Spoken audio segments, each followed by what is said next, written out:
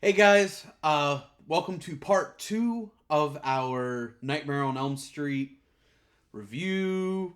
In his case, I guess retrospective. Yeah, you've never seen any of Because these. I've never seen any of these movies. He has. This kind of goes back to our Friday the 13th videos if you caught those, or if you missed the previous video.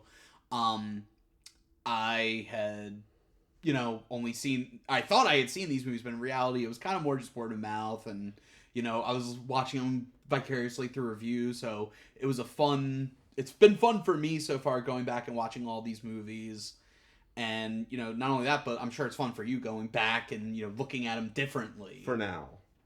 Well, for now, yeah. So this is part 3. So we're doing part 2, excuse me, and then we're doing part 3 and 4 of the franchise. Yeah, so we are doing. This is the Kristen movies. This is Dream Warriors. The Kristen, what do they call it? What do they call Duology. it? Duology. It's Kristen, Dream Warriors, and Dream Master, 3 and 4. And Kristen's played by 2 different people, so it's gonna be a fun one. So I think we should start with part 3. Yes. Dream Warriors, directed by Chuck Russell from 1987, starring Patricia Arquette. It's Kristen. That's Kristen Parker. Kristen Parker. I forgot Heather Langenkamp comes back. As Nancy. As Nancy. John Saxon comes back as Nancy's dad. Nancy's dad. Does he have a name? It's Neil. No, it's not Neil. I have my notes. Nancy's dad. Yeah, Donald Thompson. Donald Thompson. You have also Lawrence Fishburne.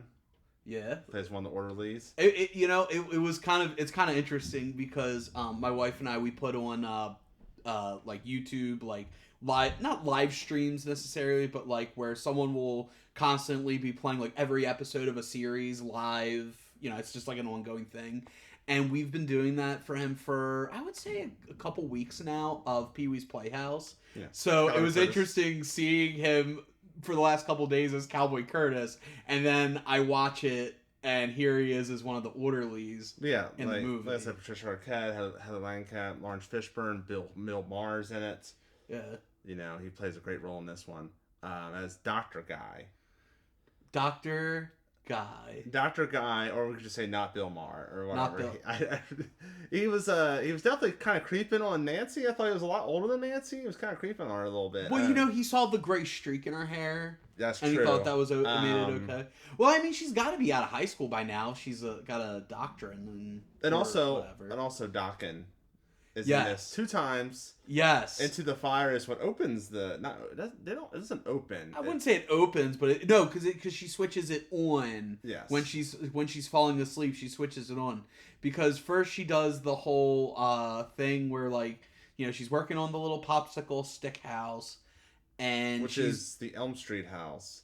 It's Nancy's house, but then it turns to Freddy's house at some point, lore-wise, so it's just the Elm Street house. Yeah, because I was going to say, they've never outright said that, oh, by the way, Nancy, did you know that your house was actually Freddy's house? Yeah, they know. They never actually say it, so I think somewhere it got... I think maybe, after I forget the guy's name already from part 2, I forget his name. Jesse. After Jesse leaves, I think it's just, the legend. The house doesn't sell anymore. It's the legend. It's Freddy Krueger's house. The legend of Freddy Krueger's in this house. It's also the scores by Angelo Badalamenti, who did a lot of David Lynch stuff, like the Twin Peaks theme. He does a score for this one. So Dokken also does the Into the Fire. Well, Dokken didn't do the Warriors. score. No, but they did. They use Into the Fire, which, like I said, she make the popsicle stick house, the genius concoction of ground up coffee beans and Diet Coke, which I'm a little disappointed they didn't use Jolt Cola. I thought that would have. Was that around 87? I think it was. Okay. I have to believe it was. But I just think, the Jolt Cola would have, just because that's what it's known for. And then she turns on the radio really loud and they're playing Into the Fire, which means it's time for NWA Power. And her mom comes in being a bitch. Yeah, that and also Kristen's mom is a bitch. But a better actress than Nancy's mom. Yes.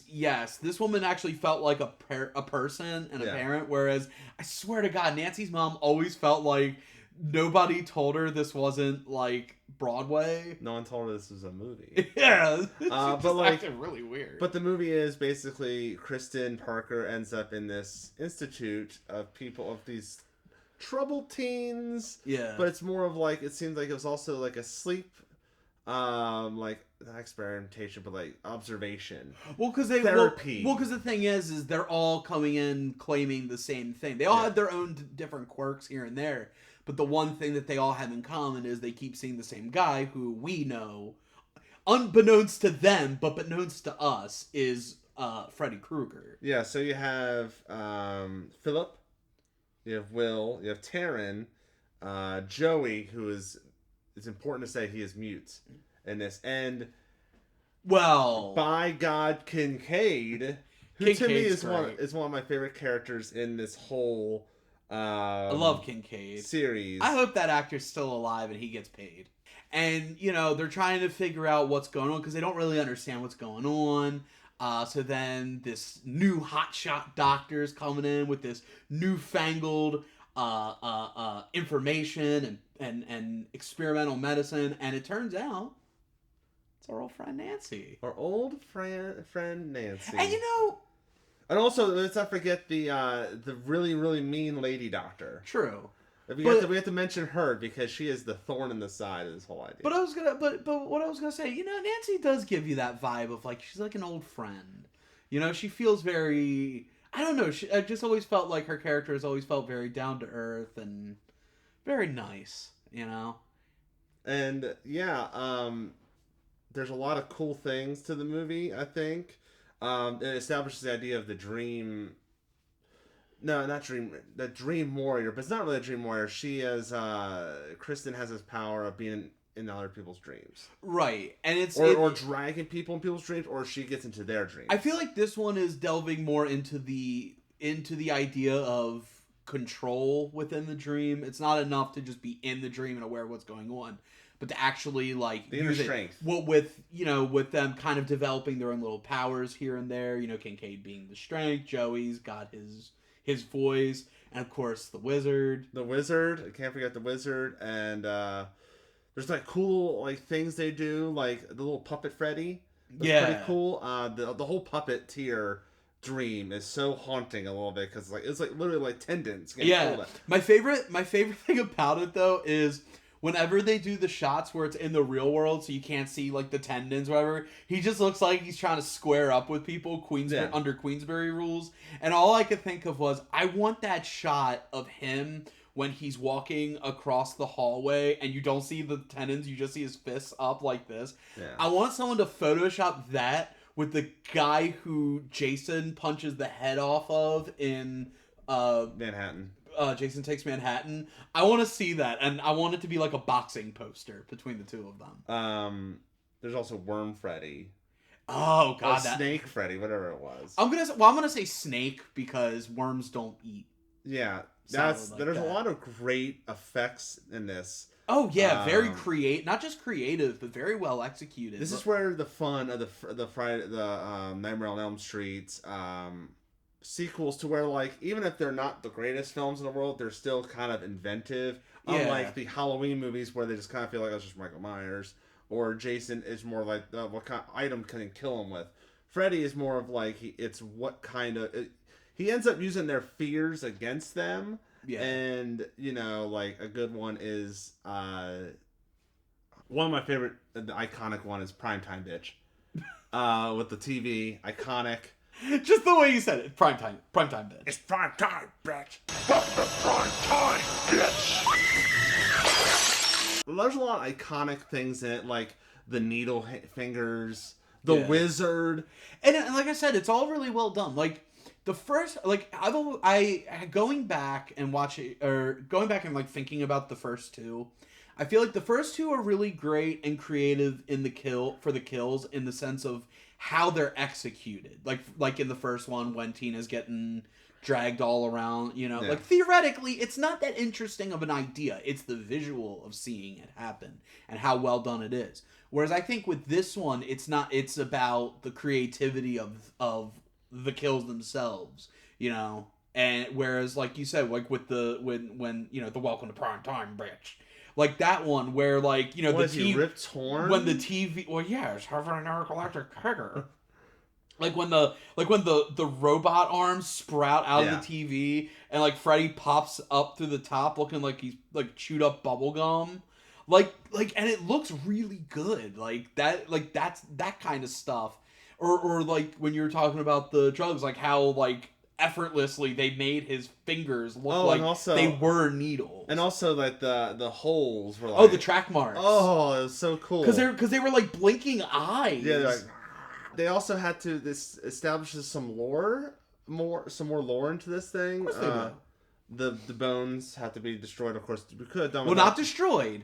Buried. They have to be buried in hollowed ground. Yes. With of course, you have to have the animatronic or CGI skeleton. I zoned out. I remember as soon as he was about to open up the trunk where they put Freddy's bones in, I kept saying to my wife, I was like, babe, I swear to God, I'm gonna be pissed if like the he opens up the trunk and the bones come to life. And it doesn't happen right away, but over time eventually they do. I was like, God damn it. Because it then goes into kind of something we talked about in the second movie, in that like that was in the real world.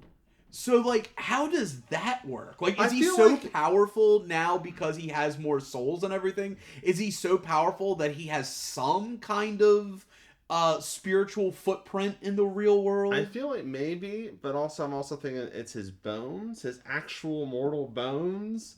Maybe he has some sort of power on them somehow, but he was locked in a trunk, so how, you know. But that's what I'm saying. Like, is it that way because of him being stronger than he was before? Because they do mention that he is, but like, man, that's something that like you might want to establish a little more. There's one thing I feel they established lore, and I feel like it's really like, I don't want to say unnecessary to the movie, but it's kind of necessary to the movie. It's the nun. Well, how else is he supposed to figure... How else is a man of science who doesn't believe in our Lord and Savior, Jesus Hereford Christ, how's he supposed to know that he's supposed to bury the bones on hallowed ground? And on top of that, how's he supposed to know how you make hallowed ground? Because they couldn't put him in a cemetery or nothing. Dude's just like, I'm just going to steal some of this holy water. Stole it. And I'll just... Thanks, Bill Maher. And you know what? That's probably why he comes back and forth. Because it was stolen holy water. And stolen holy water isn't as powerful. It's not holy anymore because it's stolen. Yeah. There was a crime that was committed. There was a sin that destroys the holy water. Once it's stolen, it's no longer holy. But establishes the idea of, like, he is the byproduct of... he's like a bastard son of 100 or 1,000. It was 100 killers. Not 1,000. Was he the child of 100 maniacs or something? Yeah, something like. Oh, didn't he do a movie like that? It was like 100. That was 10,000 Maniacs. Oh wow, he's. He did 2 of them, I think. Well, Robert Englund just upped the game there. But yeah, like I like Dream Warriors a lot. I think it's fun. Is it as cinematically as good as the first one? No, but I do think it's a fun one. I think it's the perfect balance, and we'll see it in the next few films of like where that balance gets very unraveled. Yeah, this one is like, you want that fun Freddy that's a one-liners, and you want the serious Freddy. You get that. Yeah, this one I feel like has an interesting idea, and if everything just feels very well done, everything feels intention, like it has a purpose, like everything about this whole movie feels well thought out, just like the other 2 movies. I mean, some would argue 2 not so much because the powers aren't the same as in the first movie, but I think that was the point, was to go into a different direction. But with this one, I feel like it takes the ideas of the first movie and kind of ups the ante. This as far as like giving people more of the previous movie, or giving people what they quote unquote want, I think this would have made for a better part 2 than the part 2 we got. and they're all different themes. The first one, it's just the OG. The second one's very possession, very like self-discovery kind of movie. And then this one is very like Freddy meets his match. I mean, Nancy was his match, but for most of the movie, Nancy is not the strongest. This one is, they have the powers and they beat the crap out of them. Right. And you know what? Teamwork makes the dream work. Teamwork makes the dream work. That's really the message of this whole movie. Sadly, the next one does not have a lot of teamwork involved. No, well, nor does it have Dokken. Yeah, but it has Fat Boys. Yes, so Fat Boys, they do a rap with Freddy Krueger for Dream Master from 1988 by Rennie Harlan. That's the director. Has the cameo of a Robert Shea. He's the history teacher. So we have some returning characters. We have Kristen's mom is back. We sort of have a returning Kristen. We have Joey's back. He has long hair now. And he can talk. He can talk. For real. Kincaid is back and he's sassy as ever. So does that mean Joey wasn't a mute in the true sense? No, he could always talk. He just... No, he wasn't a mute because he lost his voice due to trauma from the no sleep. But that's what I'm saying. So it was established. Okay. I think the mean nurse said it. Okay. But I guess like killing Freddy undid all that because now you can't fucking shut him up. So and also we don't have Patricia Arquette's back with Kristen. Patricia Arquette was like at this moment she's like, I want to get more meatier roles that's not horror.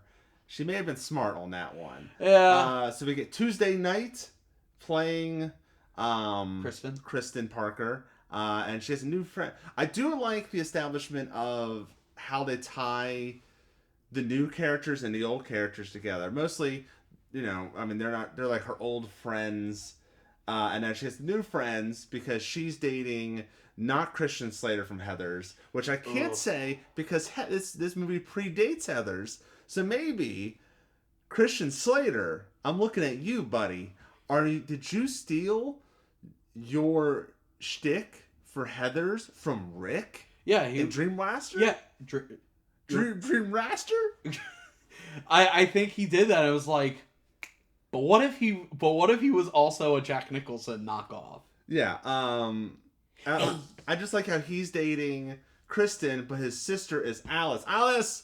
Oh my god, the way her dad says her name is so funny sometimes. So that's how they tie everything together, and I really like how they did that. They could have just established new characters. You're just friends with them, which you kind of learn in the next one. But Kincaid and Joey, they're also going to the same school she's going to, so you have. But they're not instant friends with everyone. No, but what I'm saying is you kind of have her past and her present/future. Yeah.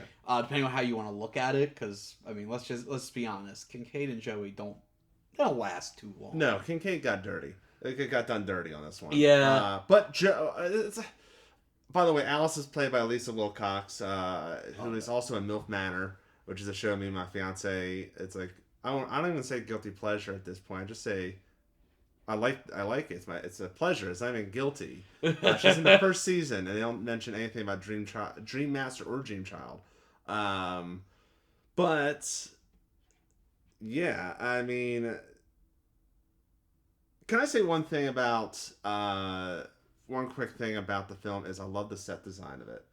Like of the dreams of the nightmare, the opening scene. Okay, I was gonna say the example, the opening scene of the house, and it's just like in that one sidewalk has chalk on it and stuff. Yeah. It's really fun. I think, and also there's a lot of cool set designs they do and setups for the dreams. But I think that's one thing that this thing has going for it is it still has that creativity to it. That said, the acting is not up to par. The acting is not up to par. The music is not up to par. No, it's really not. The hair is not up to par. And going into what you were saying about the creativity, they're creative in the sense of how he interacts with the characters, but they're not very creative in the sense of like, oh, we got the asthma girl, she's gonna the nerdy, so he's gonna suck all the air out of her. we got the workout girl who hates bugs, so we're gonna. I think her name was Debbie. So we're gonna kill her while working out, and she's gonna turn into a roach. Which is my favorite. Right, and I'm saying it looks good. It was good. I'm just saying, like, we're at a point where I think we're getting to that point where it's gonna become very one track. Like, you know what's gonna kill him before he kills him. Oh, I'm so sorry, Scott. It's all downhill from here. I'll bet. The roach kill is my favorite of all, of probably the first 4, outside of, like, the puppeteer kill. It's probably and of course the Lisa kill. But, like, it's so stupid and so fun. It's like, but here's the difference. For Workout Girl, now this is the Sinead O'Connor while she works out. She, as you do, it's not like a one trick kill. You think it's the workout kill, and he fakes you out, and it turns into the roach kill, which is different. It's a double decker. It's a twofer. But will you agree that it is better than the Rick death, which Robert Englund did not film? Oh, it was invisible. Oh, you mean John Cena? I was gonna say, you talking about the one where they just had told him do karate, and then we're gonna throw Freddy's glove at you. Yeah. Yeah. No, that will fucking sucked. The thing I don't understand that would be cool. Here's like he was on the toilet. What happens if he got flushed down the toilet? That'd be fun. Yeah, or how about he died via group Blumpkin? Yeah, that was weird.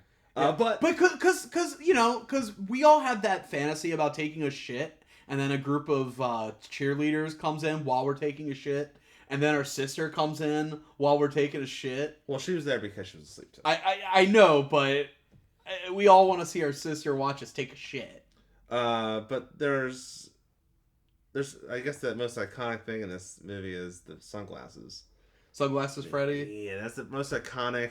Maybe there's a lot of like infamous scenes that are just not as iconic for bad things, like the dog pissing on the grave, pissing fire on the grave, which revives Freddy. That whole thing with the dog was so weird. Like, revives Freddy. Because like all of a sudden, like now the dog is like rabid, and he goes after, he goes to like he pisses on the I don't know. But one thing I did like about that is because Alice is giving Kristen advice and telling her like think of a happy place when you're going to, basically the Happy Gilmore technique, and she tries it. She ends up on this nice beach, and there's this little girl playing in the sand, and you're just like, oh no, I know where this is going. Those annoying ass little girls are gonna start jump roping and rhyming. And it's like, no, because I think they even say, like, the little girl's name is Alice, which I don't know if that was supposed to be, like... That is. Alice, she was because, well, the way she reacts is very un-Alice. I know it's a little kid, but still, like, she's like, my name's Alice. This is also Kristen's mindset. But if Alice is in the dream... that's right, she doesn't have the power yet. No, Kristen's just imagining. So they're doing this whole thing where she's in her happy place, and you're thinking, like, okay... She could have a happy dream here, and then like you see Freddy's glove like a shark fin go from the water into the sand, and then he puts on the sunglasses, starts like pouncing her into the quicksand, into the sand, which leads back to the house, and then she gets burnt to a crisp. And I like that. One of my favorite things in horror movies is when you kind of suspend people's disbelief that they're even watching a horror movie for a little while. I'm not saying they did it super well to where it suspends it, but when I always feel like when you create that that false sense of security. I'll give you a great example that's not a horror movie, but I think you'll agree with me.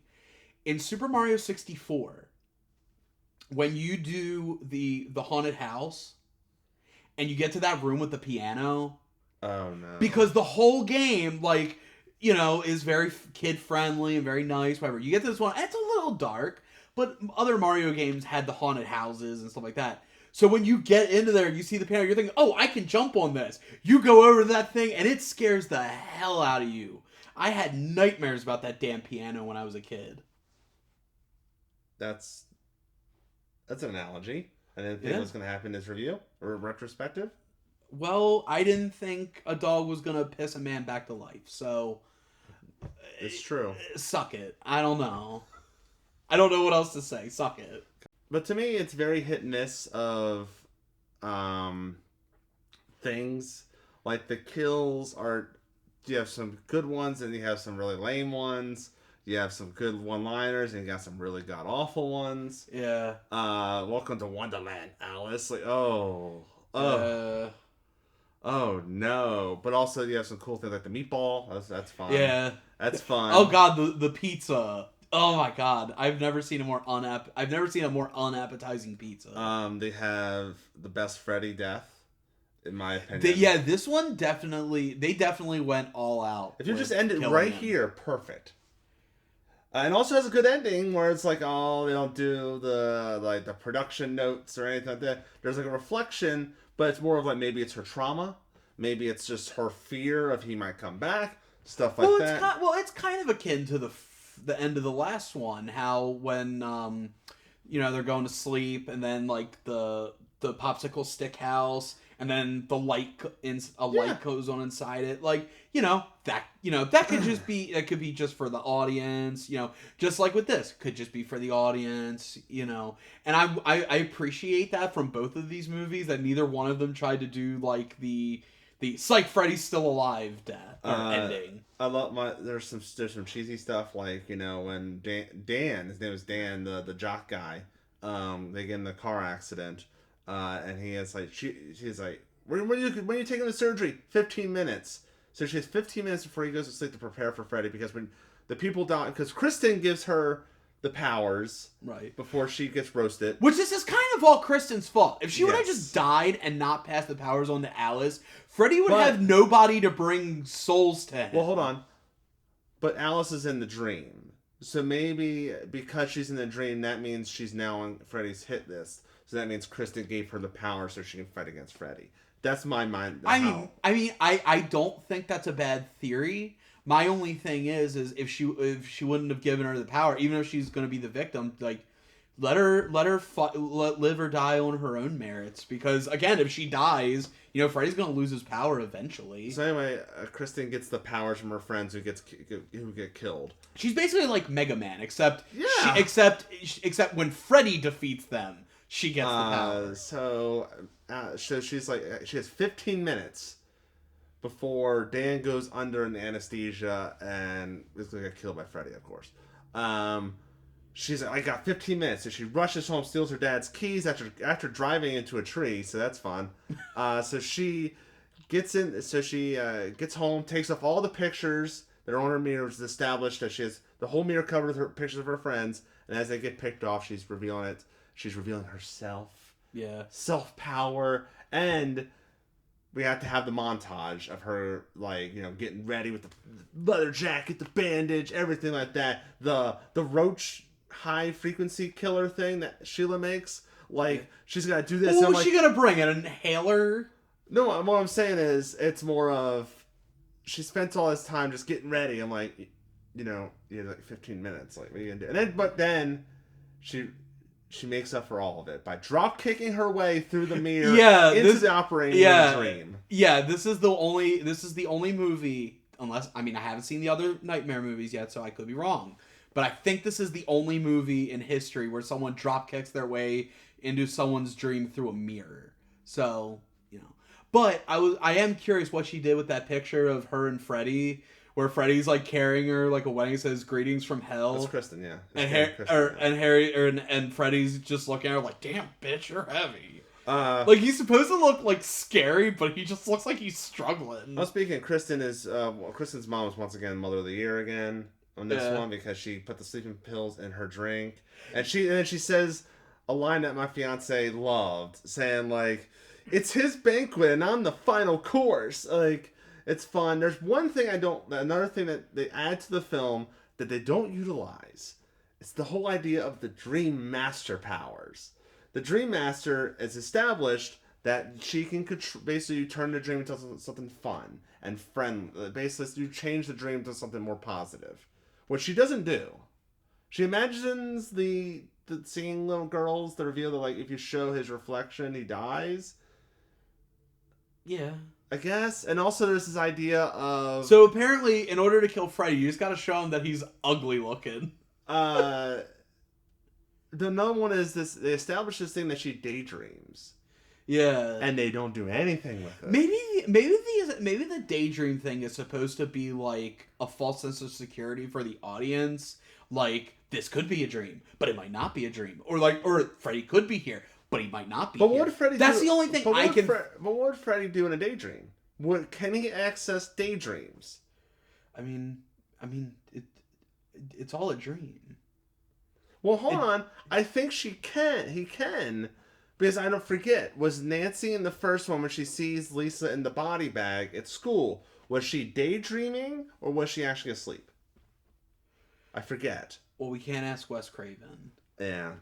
We could ask Robert Shea, but he'll tell us anything we want to hear. No, we'll probably give him an idea of a sequel, if he's still alive. Like, I got an idea for a number 9.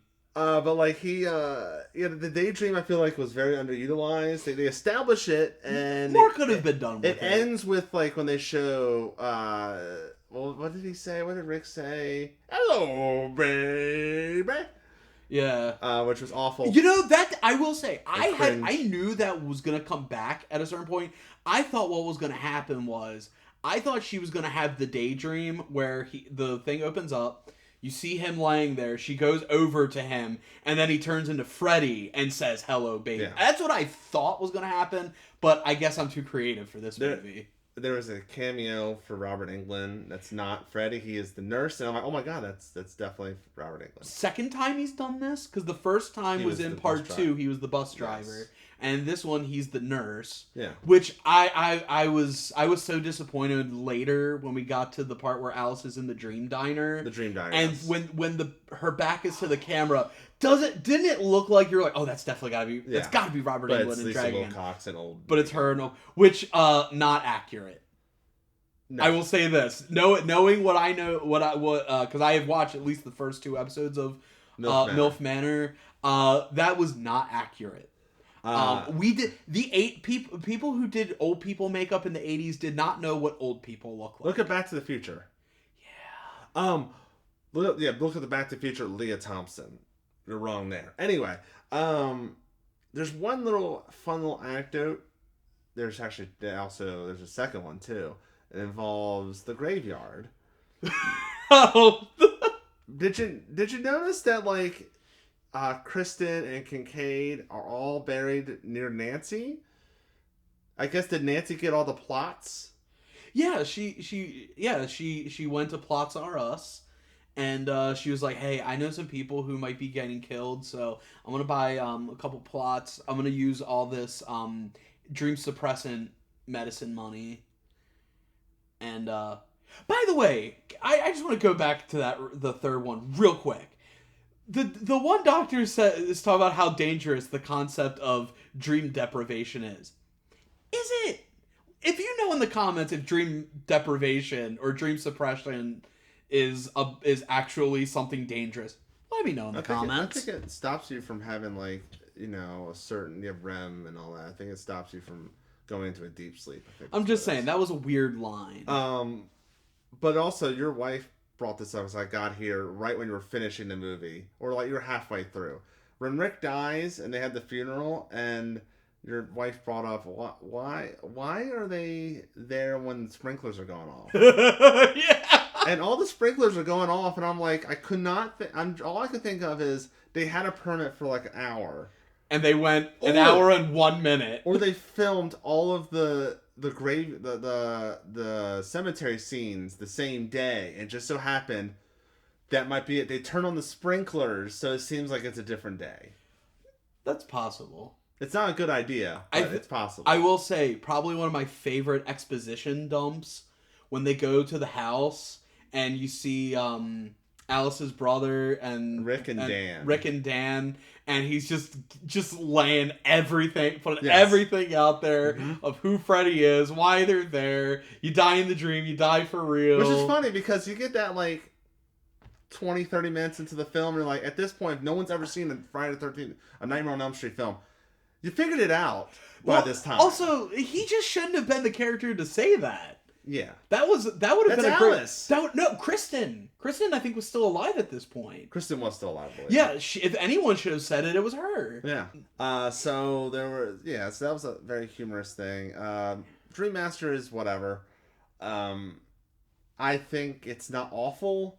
I don't think it's really good. It's the kind of movie you'd put on and kind of like do your own little thing. Yeah, like, yeah. You put it on in the background, you play around on your phone or on your computer or whatever. It's not really one you got to really focus or think about or anything. It's like a it's like a late 80s. No. You don't have to say anymore. You said it just right. It's mid. Yeah, it's like a late 80s horror sequel. It's still fun. It's fun to make fun of with the acting, at least, because some of the acting is really bad. I don't think there's enough bad acting in this, in my opinion. I would say it's uneven acting. This one definitely falls into that like half and half. It's like half legit good, and then half like just bad, but not too bad. No, not bad enough to where you not like it's still in that realm of not like so bad it's good. But yeah, that's our thoughts on Dream Warriors and Dream Master. I can't wait for the next one, because the next part we're going to talk about the critically acclaimed Dream Child. I'm guessing I'm picking up some sarcasm on that one. And the final nightmare, Freddy's Dead. So I guess there's no more after that one, right? Like, after Freddy's dead, and it's the final nightmare. That's it, right? There's not going to be any kind of, like, a new nightmare or anything, right?